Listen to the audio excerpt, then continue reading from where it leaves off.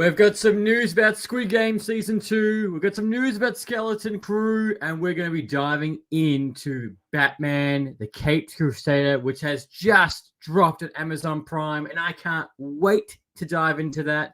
But ladies and gentlemen, boys and girls, you know what comes up first. Welcome to the Light, Camera, Rant Podcast. Your source for the latest on movies, TV shows, and video games. Get ready for ranting, raving, and reviewing. Here is your host, Lee. Hi, everyone, and welcome back to another episode of Lights, Camera, Rant. And I would like to thank very much to The Effect and the Blood Moon Show for coming past on YouTube straight off the bat. Thanks, man. I really appreciate that. As always, for anyone who doesn't know, we go live on both YouTube, Facebook, and Twitch all at the same time when we film this podcast, as always. And just, last week, we had our massive review of Deadpool and Wolverine, which I had my lovely guest, Zach, from the Nerd Dose podcast, which we fully broke that down and went straight into it. And, when we filmed that episode, just about now, 2 hours later, was a massive Comic-Con. And all the announcements that we got from that, all the announcements about RDJ, Doctor Doom, Fantastic Four, Thunderbolts with an asterisk, everything. We're on Twitch. Yeah, we're on Twitch too, man. Same thing. Lights, Camera, Rant on the Twitch. Also, The Effect and the Blood Moon Show, Australian. Yo, I forgot to ask you a long time ago, are you English or any other languages? I'm Australian. From down under, on the bottom side of the globe instead of the top. But yeah, since Comic-Con, there has just been so much just of almost the after effects of Comic-Con, of everyone trying to reel in the fact that RDJ, Robert Downey Jr., is back in the MCU, but as Doctor Doom. And we are going to talk about that because I know there is a shit ton of backlash about that. And there's some comments that I really want to address about it. I'm just like, you know what? We are going to have to talk about that. But before I do, we dive into the news and then we get into reviews. So the very first off the bat, we got the brand new release date for the Five Nights at Freddy movie sequel that will be coming on the 5th of 12th, 2025. Now, the first movie did so well. It was one of the best box office draws for the company, for the horror films, for Plum Studios. They made bank on that. So a sequel was no doubt. And we got the release date this past week. So Five Nights at Freddy fans, unfortunately, it is in production. It is coming, but it is going to be right at the end of next year. So it will be a nice Christmas surprise that you're going to get. Also, send the damn link. Yeah, I'll send you the link, man. Don't you worry. But yeah, no, I haven't seen Five Nights at Freddy yet, but I have seen the fact that all the reviews were positive, and again, it continues that trend of video game movies going to the big screen and it being nailed 110%. Again, reaffirming the fact that video game curse looks to be completely gone. In saying that, we also saw in the past 2 weeks that Halo has been axed and they're going to be trying to ship off to trying somewhere else. Now, Studio Paramount Plus no longer wants Halo, which is no surprise. And the most annoying thing, the fact that they've axed, Paramount doesn't want to do this show anymore, which I understand why, which we've done a whole review on it and the fact of why. But the fact is, Season 2 was better. Season 2 got more into the lore of Halo. And right at the end, you've taken 2 seasons to get to the bloody Halo and then go, we don't, no, that's it. That's it. So the entire thing, the entire Halo, if that Halo doesn't go somewhere else and another, Amazon or Apple don't pick it up, the fact that the history will show we got 2 seasons of a show called Halo about the Halo universe, the Halo ring, and you've taken 2 seasons and you've only just got to Halo right at the end. Should have known better if I had it to go all around. I wish I was I should have known better if I had a wish to go all around. Oh, I'm not sure what you mean about that, man. But yeah, if all that, and that's the 2 seasons that we got of Halo, and that's where history shows. I do want some studio like Amazon or like Apple to pick it up and just rejig the show. Like, you still use the same characters. They're finally at Halo. Just rejig the show, better writing, and just at least give us season 3 that's actually on the flipping freaking ring. Sorry, that has been a rant that has been holding right back in me ever since I saw that announcement. I was like, this is bullshit. Imagine calling it, Treasure Planet, but you send 2 seasons getting to Treasure Planet, and then you never actually see Treasure Planet. That's it. Or they just land on Treasure Planet, and it's like, wow, we're here. Cut. That's it. That would be the most annoying thing ever. But yes, Five Nights at Freddy's sequel, we have the release date. Now we got some fresh photos for the upcoming TV show, Star Wars Skeleton Crew. Now, this is set in the Mandoverse for Star Wars. However, there has been slight, it's almost not saying it's been in development hell, but when it was first announced, which seems ages ago, we saw the photos. It looked like filming has been done. And originally, it was meant to come out last year near Christmas, but now it's coming out this year at Christmas. And hope with D23 coming out right around the corner. D23 this year is on August the 7th to the 11th. So that's where I hope we should get our first trailer for this show and a whole bunch of news, obviously, on the Marvel TV shows as well, which is why we didn't get a whole lot about their Disney Plus shows like Daredevil at Comic-Con. Now, currently right now, the working release date that we have seen, and this will be coming out on December the 5th. And I'm very excited to dive right back into the Mandoverse after the Acolyte. And I really do hope this is going to be a lot better than the Acolyte, because the Acolyte was just that boom and straight up, then straight up. The Effect Moment, I wonder why they didn't do it though. Is that talking about Halo Season 3? I guess that reviews and everything they've seen, they're just like, nah, there's no more dollar value in it. So it's only right now, hopefully it's another place will pick up, see the dollar value in it. But at the same time, I don't think they should look at season 1. They should just look at season 2. But yeah, I know a lot of people have been waiting for the Skeleton Crew. I'm excited. Right now, our Acolyte's done, and we've got, hopefully we'll have some Star Wars shows or mini shows over the next few months leading up to Skeleton Crew. But right now, until D23, we don't have anything. But I'm very excited to see the TV show in this. I'm very excited to see the first trailer. Essentially, this is meant to be like a, not a rogue, but a bunch of children traveling through space, trying to make their way. So, and Jude Law is the main star of it. So it's gonna be very curious to see this. As I said, we just had the set photos. We haven't even had a poster for it. We've just got the logo, and that's it. So December, should be getting this. So stay tuned. So next week we'll probably be breaking down the entire trailer. Squid Game, which was a massive hit, and every time Dick and Harry was talking about the show when it dropped. You go into work and everyone's like, "Have you seen Squid Game? Have you seen this?" It was a massive hit on Netflix, and it's been people are eager for season 2. We got the live action show. People are eager for season 3, which we found out season 2 and season 3 are, and that's it. Season 3 will be the final season of Squid Game, and the brand new season 2 of Squid Game will be coming out at the end of this year on December 26th. So after Christmas, you will get your Squid Game fix right at the end. And it's interesting because this show, again, it shows very much like Wednesday. It completely blew up.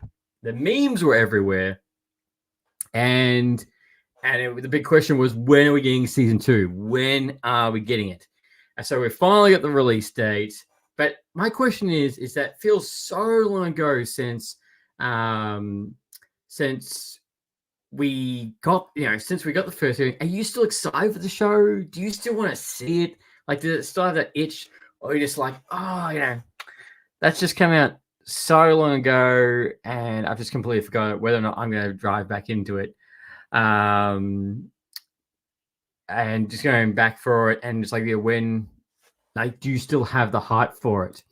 Also, the effect on Blood Moon. I just checked when I did an edit of your profile. It was my most viewed. Hey, that's awesome, man. Also, everyone listening, everyone watching, definitely go check out his page. He does some great stuff, and definitely hit that subscribe on his YouTube channel. But yeah, like, question is, mate, do you still have the itch for Squid Game? Do you still want to see it? Or you're just like, yeah, I'll watch it. And probably the bonus thing is the fact it's going to be coming out in December, so you'll be on holidays, so you can do a solid binge on it if you're still excited for the show. Now, I don't know how, to me, I don't know how I would feel about this if I was Hugh Jackman. Wesley Snipes has officially broken 2 Guinness Book of Records by appearing in Deadpool and Wolverine. 1, he's now become the longest Marvel person to play a Marvel character since Blade 1 to Deadpool and Wolverine, and he's also broken the streak from the biggest gap between appearing from these last appearances the character to the next one. He originally was held by Alpha Romero, Doc Ock, but now Wesley Snipes is that current title holder for that, and I don't think that's a record that's ever going to be beaten, ever, period. I don't think that's ever going to be broken. Not to mention, if I was you, I just lost my Guinness Book of Record because I got a cameo from Wesley Snipes. So that does suck. But look, it's it's funny because I would be annoyed, but the cameo was worth it. So again, Deadpool and Wolverine's been out for a week. So if we mention spoilers, too bad, so sad. It is what it is if you haven't seen it already. But yeah, it's interesting because like a character you wouldn't think has made an appearance, but he has, and just doing that just gets him in a Guinness Book of Records, which was originally held by Hugh Jackman. However, I don't think. Oh, I wonder actually. I'll have to have a look at it. I wonder if Hugh appears in. He appears in Secret Wars, we'll actually give his record back to him. That definitely won't be the biggest gap record ever. So will we see Hugh Jackman appear in Secret Wars? The rumor is that we will. We also will see him in Avengers Doomsday, which looks absolutely sick, which we're going to talk about. But yeah, congratulations, Wesley Snipes, on breaking 2 Guinness Book of Records. Now, speaking of the Marvel, Marvel's also mentioned about and updated the MCU slate of all the movies that are coming out over the next few years. Now, this year, we've only got 1 Marvel movie of the MCU, and we haven't had that since Thor 3, which is 2012, 2013, roughly about there.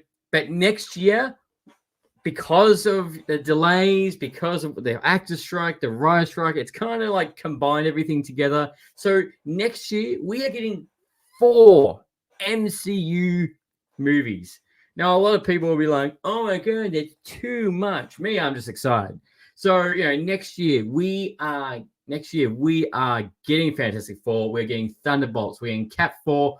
And right at the end, if it happens, if it actually sees the light of day and we get some kind of tangible thing about it, is Blade right at the end in November. So basically, every 2 to 3 months, we get a new Marvel movie, and that's great. And that's not also mentioned to throw in. Did a movie together. The Effect and the I just thought, what if Iron Man and Wolverine, don't know if I spelled it right, did a movie together? Look, they haven't appeared together, but in Secret Wars, it might happen. It might. Don't know. It just depends, because RDJ is going to be in there, and I know Iron Man's going to be in there. Whether Wolverine's going to be in there, is the biggest question, because now because they'll be leading more into the X-Men, they're going to have to make their the uncanny X-Men movie. MCU has to go in that direction. So that's for 2025. 2026, we are getting a brand new Marvel movie on Feb 13th. Then we have officially Avengers Doomsday coming out on May the 1st. And then we have another movie coming on November the 6th, untitled, but we're getting 3 in 2026, which could be Shang-Chi 2, which I'd love, Doctor Strange 3, Spider-Man 4. There's a lot you could wrap up to. It's definitely not Eternals 2. Unfortunately, Eternals fans, we are not getting that film, ladies and gentlemen. So that is not happening. But 2027, we will having May the 1st, we'll get Avengers Secret Wars. We'll get that. And then July 23 and November the 5th, 2 untitled films that will be coming. So there's at least 4 MCU films that's coming out in the next 3 to 4 years that we don't know what they are. Oh, dude, you're a camera. Coming out the next year. So it is, for being a Marvel fan, it's good, excited. There's a lot coming, especially the unknown. But this is the thing, is that the effect in the Blood Moon, and sure, it froze a bit. I know, I did notice that. I did notice my camera froze a little bit. Now, this is the thing. Now, this is what I want to dive in, ladies and gentlemen. This is what I want to talk about. So, I was over the bloody moon when I saw the fact that RDJ was announced as Doctor Doom. Now, I know, there was a lot of people that even said on my Instagram saying, this is, we don't want this. This is bullshit. This is ridiculous. There is like 10 other actors that could be playing this character, a fresh character. Why are we going back and getting Robert Downey Jr. to play this character? But the great thing is we got the Russo brothers. They're coming back to direct Doomsday and Secret Wars, which is an absolute win for MCU fans, and it is one of the best things. But look, to me, I think that the fact that with Robert Downey Jr. coming as Doctor Doom, him being the guy who saved and started the MCU, is now going to be the guy that's going to destroy it. I feel like that is pure writing. That is great writing right there. There is something really fantastic that you could really you could really make something fantastic, no pun intended, with that. And again, I think people also forget, yes, Robert Downey Jr. has had, I think, a couple of duds since he left the MCU, and he did fantastic in Oppenheimer, which Oppenheimer, he did play a bad guy, and he did it very, very well. So, there is a great story they can tell with this. And yes, there will be an argument. There will always be an argument with someone else. But I don't think the time is there for a fresh actor to play Doctor Doom and get him ready for a Doomsday. Not to mention just the fact it is Robert Downey Jr. that's playing the bad guy. And there must have been something on the table for him to go, yes, I'm coming back. I'm doing this. And he even said it. He says, what can I tell you? I like playing complicated characters. As he said, new mask, same task. So that's all you need. That's really what you need to know. So to anyone who's complaining and everything, just give it a bit. Look, we've got the Russos. We've got Robert Downey Jr. Fantastic Four is looking really good. The aesthetic on that trailer that leaked looks fantastic. Galactus actually looking like Galactus, not that bullshit that was in Rise of the Silver Surfer. That was a giant cloud, so we don't have to worry about that. We got the Silver Surfer is going to be coming into that. Thunderbolts. I can't wait for the first trailer. So right now, I think the MCU is on its course correction, and what we're going to see is the pure quality back again. And then, when we do reach Avengers Secret Wars at the end of that multiverse saga, there probably will be a giant argument to look back on and say, what went wrong, and everything. COVID, writer strike, actor strike, the launch of Disney Plus. There's a whole bunch of things that you can put into that could be the reason why Marvel's been a bit shaky lately. But in saying that, not every film has been a dud. Deadpool Wolverine, great. Wakanda Black Panther 2, great. Guardians of the Galaxy 3, great. Spider-Man No Way Home, fantastic. Shang-Chi, great. There's been a lot of good ones. Yes, there's been a slightly not so exciting ones, like Thor Love and Thunder, Ant-Man 3, Doctor Strange 2 was good. But Black Widow, yes and no. So yeah, it's been a bit like this for the MCU. So hopefully it's just going to be like this. And speaking of the next Marvel project after Deadpool Wolverine is Agatha Harkness. Agatha, which is coming out in September, and which that week we've also got the Penguin, the HBO Max show dropping. So that entire few weeks is going to be Agatha Penguin, the entire week. So get ready for that. So go time, it's gonna be awesome. And I do understand everyone's feedback about Robert Downey Jr., but I'm telling you, give it some time. It will all be worth it. I promise. Also, don't forget, we're also going to do another coverage of D23 next weekend. Now, let's dive into our review for the brand new Batman Caped Crusader.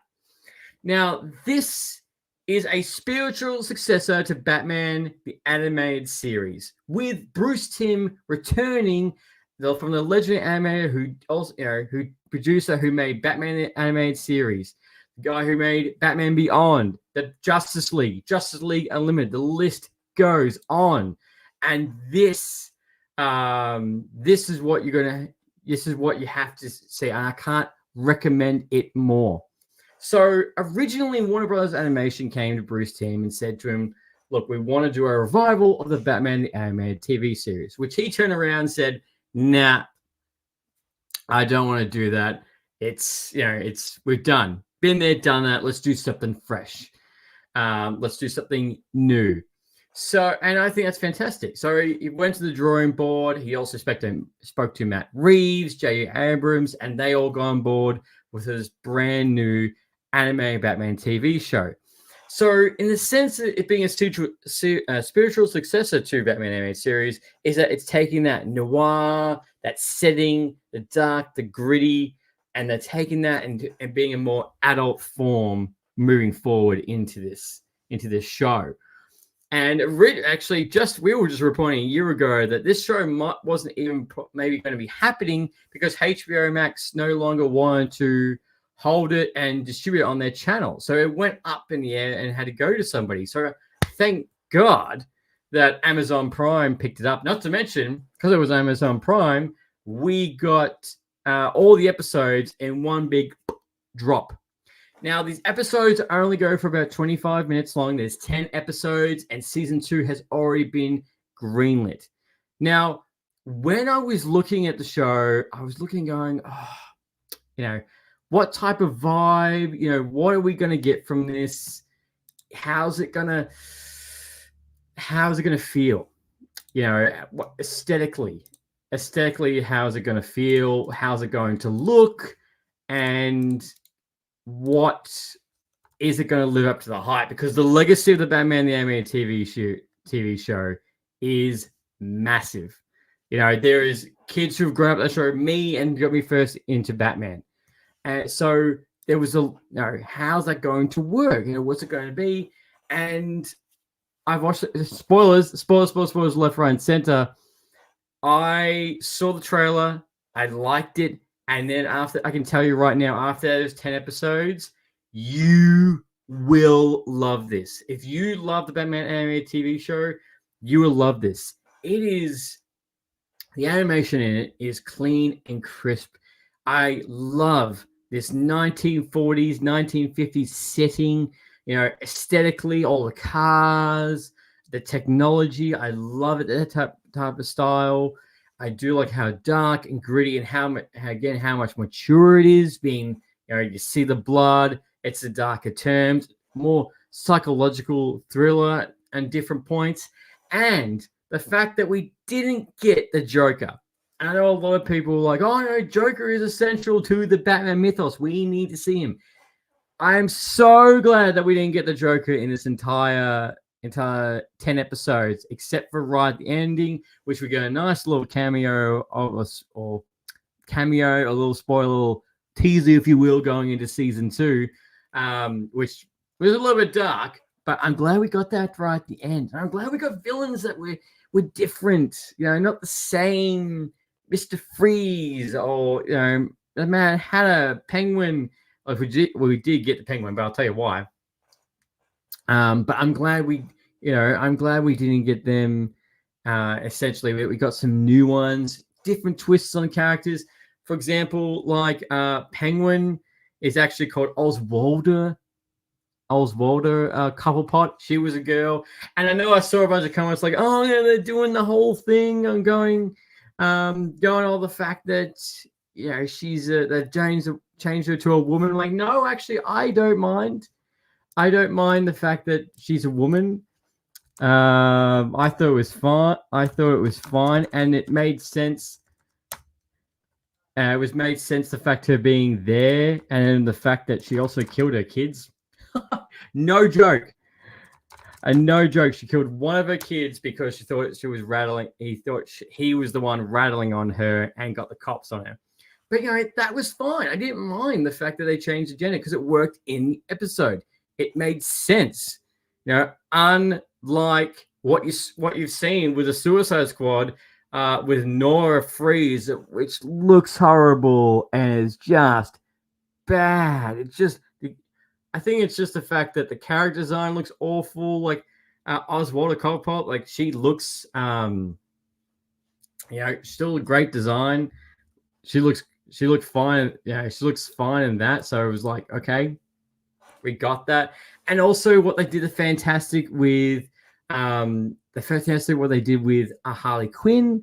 Harley Quinn's, there. She does turn into Harley Harley Quinn, but she isn't tied to the Joker. It's like she's already psychotic in her head already. And yes, what Oswaldo did to her child is indeed child abuse. Yes, what she did is wrong and intense. That's like how dark. And then, like, same episode, about 10 minutes later, you also see his body and his skeleton. It's like, okay, he's dead Reno. But even Harley Quinn, you find out she's already psychotic. We had a whole episode on her. She appears about 4 times to the series because she works for the cops. We see the fact that the cops aren't very friendly with Batman. They don't like Batman. Commissioner Gordon and Barbara are very distrusting of him at the very start, but eventually do become friends with him at the end. And you see that Commissioner Gordon, his entire police force is completely against him. And Rupert Thorne is the main mobster for this, who is on their payroll. We go, sorry.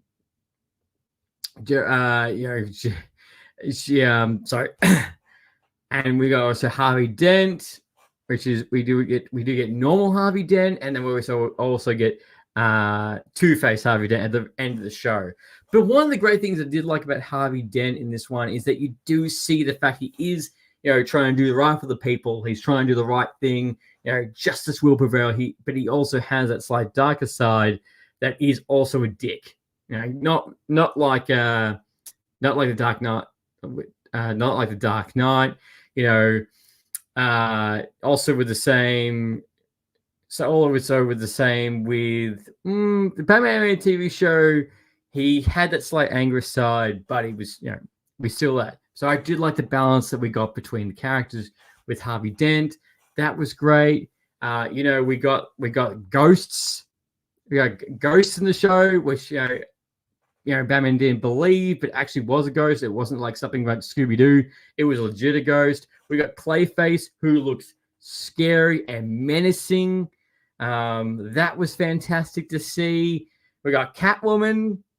I did like the cat, did like her suit. I like how she was inspired, but Selena Kyle was inspired by Batman. And yes, she's currently behind bars, but she'll get out. They always get out because of Arkham. So that always happens. But the show, even the intro to the show, which you can go on YouTube and watch it for free, it's very noir. It's very different settings. This how the detective work. This is big detective Batman. This is we're not talking about Batman Arkham Knight. We're talking like Batman Year 2, basically, if that. And we do get a lot of scenes with Bruce Wayne as well, showing the different aspects. We get also Bruce or Batman, not being how's the word to describe it? He's not calling at the very start of the show. He's not calling Alfred. He's like Pennyworth. He's being very formal with him. And then we get an episode where Alfred nearly dies, and he goes, "No, Alfred!" Like he does feel so into, I don't want you to die. I need you. I can't do this without you. And towards the end, he also looked at it and he said, "Oh, thank you, Pennyworth." Alfred. So you see their relationship building. You see that him making more of a presence in Gotham. In saying that, I did see one little comment that was like, for a TV show called Batman, Batman's not really in a whole lot. Yes, he's not in every episode a whole lot. If we're just talking about Batman, we do get scenes with Bruce Wayne. Is in the fact that we don't get a whole lot, but it almost, the show just kind of like sets it up. Sets up in the sense that it's a lot of world building, where we meet all the characters, we meet all the the corrupt officials, everybody. It sets up, it really builds the world, and Batman being more of that that mysterious figure, and how he works out everything. And I think that's a great approach in the sense we're seeing it more from everyone else's perspective on. When Batman appears, or when everyone sees his car and it's like, nice, or like, that's a great car. And, it's funny because also Bullock's in it. He's also voiced by the guy who does the voice for Bender, so I can't unhear that at all. So you have a stellar cast. All the voice acting is fantastic. But that's probably one of the gripes, is that you don't see Batman a whole lot. But it does build a fantastic world. It is very adult. It's really goes that darker character when we got the Joker at the very end. But it's also slightly nostalgic. If you like Batman the Animated Series, you feel that vibe. But as for kids, depending on your age, I'd still the thing is, it's that slightly dark, but it's not too dark. Like, I'd still show this to my kids. And some people will be like, "Oh no, why would you do that?" I'm like, it's not overly bloody and violent, like we're talking like Call of Duty kind of style. Like, it still fits. It's still good. In saying that, season 2 has been greenlit, so we're probably not getting this until the end of next year. But I can't wait to see which villains they're going to choose for next season, and which obscure villains that we're going to be seeing this, or any new villains created for the TV show. All together. Like, I can't wait until they do a Mr. Freeze episode set in this universe. That's going to be great. I do also hope slightly that maybe even his suit develops over time. That'd be great. And just this noir setting. This was a fun trip of episodes to watch. You can binge this in one weekend, actually even in one day. Again, episodes are only 25 minutes long, but the characterizations, Batman, the Batman voice, and the setting. Bruce Timm has come back with an absolute banger of a TV show, and it sits there. And for Batman fans, you're going to love this. I think this is going to be a staple. It's been a long time since we had a Batman TV show, and this just hits that vibe. And it is dark, it's twisted, and I absolutely love it. And I will be rewatching it. But it's funny actually, because this entire week I was like, "Oh no, we're gonna watch something for this week's episode," and I totally forgot that this was coming out. For some reason I thought it was the end of August, but it was the 1st. So as soon as I opened my Amazon Prime, I was like, "Yes, win!" Also, I totally hate.